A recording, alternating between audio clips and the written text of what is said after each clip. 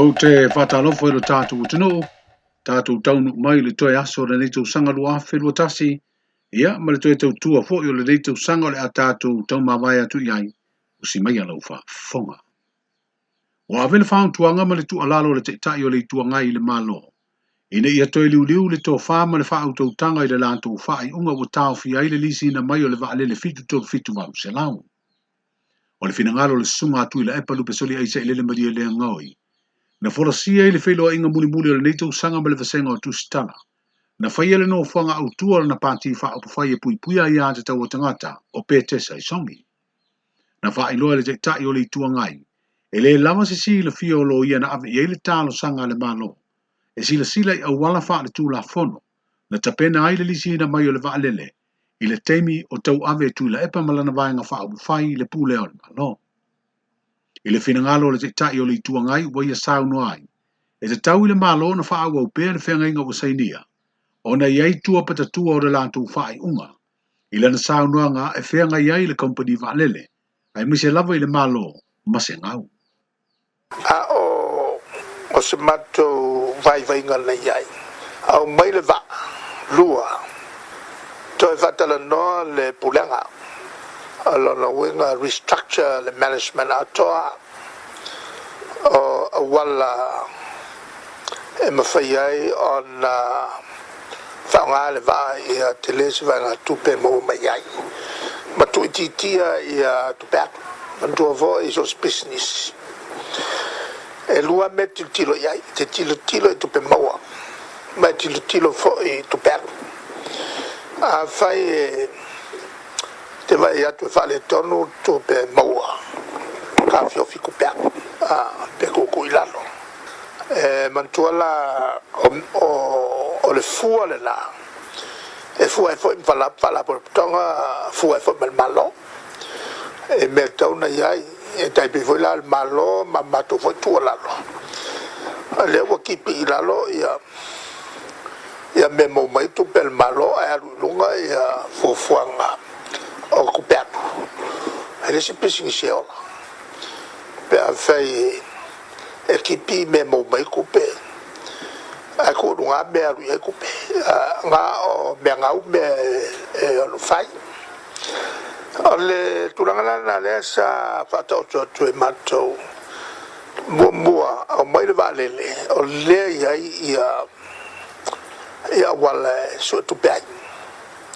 E fe ave inga uta e me se fo i fa fo vale le ave ai mo me uta ia mai nei faf o uta ia e le ngata la ta tu la tanga o mo me fila o inga uta e va o New Zealand matato pe fo na ye fo ngai nei na ta tu ta no mo sutasio o fa nga malanga la fu mai mol masino nei le ala e yaku pe mau le sunga tu le pa lupe soli aisa i le madia le ngoi o le te tai o le tua ngai o le feilo inga mal te mai te pa le mia le amatanga le masina fai o le tau sanga na ia fai lo ai le fai unga o mafu ai na fausia le malo le fau tuanga le ofisa loia na tapa i le malo mo se sa i linga o mai ta wina foi le malo ua whaatupula ia lava ia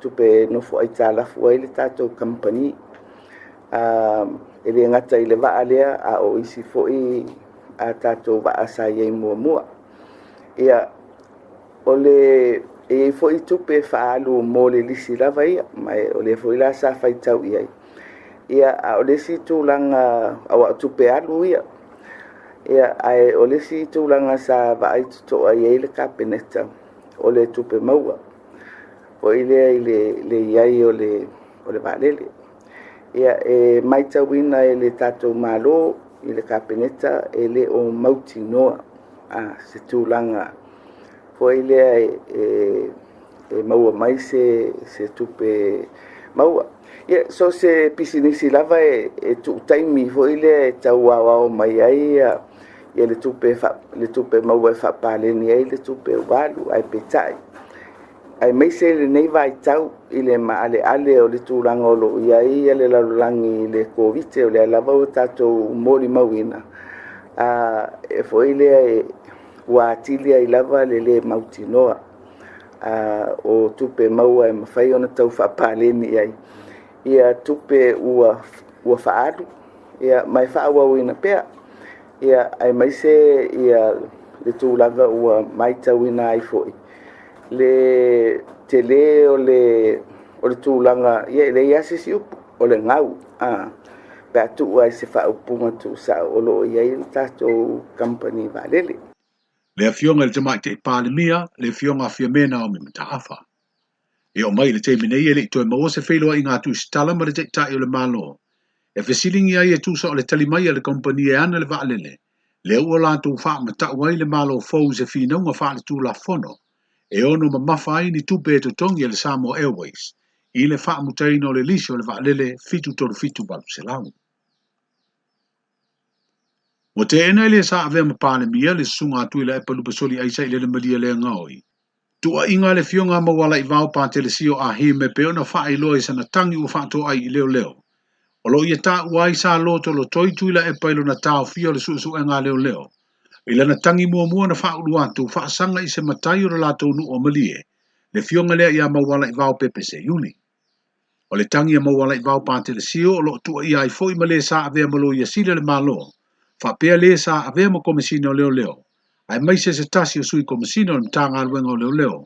Le sunga au apa au longo i tino Filipo. Whalia tuila epa na avela na tu alalo i leo o tangi. E toi liu liu lo na finangalo. Ai sa ia le tani aina. E mangua fo, o kere whaiangi unga o ngā mea. O mea ngai o mea vesa o i leo leo. Ea tā pai fo e la tau le tūlanga o le se whai unga mai lo ia mal whautuanga. E sa ka pa ia so manatu ia o lo a manatu na via. O mene upo fono kalunga uola mai ele au mai a sesi il kulafo. O le malosi na pule nga maluari kai pule upo hawa ia ila miolanga. I te tono e whalonga kula ua mawa e upo nga i lolo le ua sao. O le wingalanga o le whasano. I le mawhaila nga malamalama i se makai. E ngā makai sa uaru ka whawa e le sa whai kongo whongaru. I la makai le. E sa a wai whongaru. O tala fo inisi o le whanau. E makai ave mai voi whanau. Se o mako fiu fo i whau kua e se langa maka upula whai. Ala la vai faia. Mana o kipira nga fasi. Kipira nga fasi tino, flesh. Ia masar koko inga ia kauranga kaui masu. Hanta upu na, hanta upu falu. Fa la tulu. O le te minei utu inatu le tangi a mawala i vau pa telesio a himbi le lo ia sile le malo. E peo na whaelo mai ai le sui komisina o leo leo. Mo se isi ilo ilonga wha tu la fono. O na wha mautu ai lea pe whaia ni mori anga i la tau o tua ia. O se tasi mata upu na tapa ia tu si tala se whina ngalo tu i la epa. O le mata upu i tu la fono e tolu na pasia le pale mene le whae unga le tau sanga na te nei. Le ua whae loa le tamai te i pale mia le fionga fia mena au mi mata afa i te whelua inga talua i nei matu si tala. E ese le tu la fono na pasia le pale mene. E se le tū la fono na ave sai ni aile ao le ao le malo. Tū la fono i o tu mawe vai ai nei pūlenga o le whaam sinonga o whanua masuafa, ma le whaam sinonga o soli ngā tū la fono. La le akini makanga pe ave ele kops. Ya o le pupuna. E matu foi sa matu ia tonu o le teni tu la fono. O le kapenga ngal ku la fono. Ai le fisile foi fieme. Le femme de la mère, elle a se met à fier, elle a essayé de faire une elle m'a volé comme si non fait la part. Elle a pas mal ngala au cara. Le te tai o le tuangai, le sunga atu i le epa lupa soli aisa i le malia le ngoi. Wa wha iloa le te mai te i pale mia, wa whaia se sa i le ilinga po aisa i tua le ngai o inga. Wa ese ai le tū la fono na saini le ao le malo. ma le tū la fono na pāsia le fono au fai tū la fono, i le paia inga lona se furu ma le ono a le pāne mene. O fai tau i tū lao na mai a leo le nei tau sanga, ai o le masina whaai o le tau sanga lua whelua tasi o le amana tua i le tele o sao whai a inga sa whaatino ai, o whaalele ngā pepe na whaewa e vai whaiva alo filima o matua o ma le au se papa, i le langa ina o le ia o le malo. E whaapea fo i whae poiponga, mau musanga o manu manu, ai maise o soifua sa wha manatu, ma whaatasinga a inga manu po o reunion. O lua i nei tau sanga talo na pipisi te wha mai COVID-19 furuiva, wa le o toi asia si mai ma tā whawhau do tātu o tunu, a inga maua e peo na sa masani ai, o na o pui ngā lava o le wha mai. Sa i eile matenga a tonu o le kiri si masi le lua whelua tasi ma le amatanga o le tau sanga fau lua whelua lua, o le a whelua i ai a inga ma whanau, pei tai o loa asa pea le pipisi o le wha mai. O le nei fu i tau sanga o le a mou e se atu, sa ufi ti ai nisi o a inga o le tātu o tunu, i le ao pōngi sa ma le loi fofonga malingi, ona o le malanga le maliu ma le onti. O ami ai a nganga o e sa pele ma mama e le mafutanga i le ola nei. O e o mali liu i whaarelave sa le mafawawina, a o e fo i wa whai i langi le folanga, ona o ngase o le tino, manisi ua afu le tautua soifua, ma ua o le teimi o te talai o futau ma tu ua le ola nei. Ia alofangia le atua le soifua o tātu o tano, i so o se tafo o kelope, ia taita i atu le saunga le mu, o le fia ma le fi le mu le tau sanga fau, ua fau mai. E avatu ai ma se upu mai le loto mawalalo, a fai sa iai se masei po o se lampe le tau tua le nei tau sanga, ia malu le au auna iso o tau fina ngalo wha tamali ma wha le atua. Ia maluia le tau sanga fau ia sa moa atoa, ai mai si o le tātu tunu o nofo ai tau malele iso o se atunu o le rangi. O le Israel moni, e susu e lavalo na wha malama ma sila ele atunu moni ma ainga o lo tāpua ia o tau whaiva. Wha manui atu fo i le tau sanga fau, i le pulenga le Samoa Multimedia ma le Radio Samoa, ia e maise o nei o ainga ma wo ia tunu e mao. Wherua ia le tau sanga fau, soifua.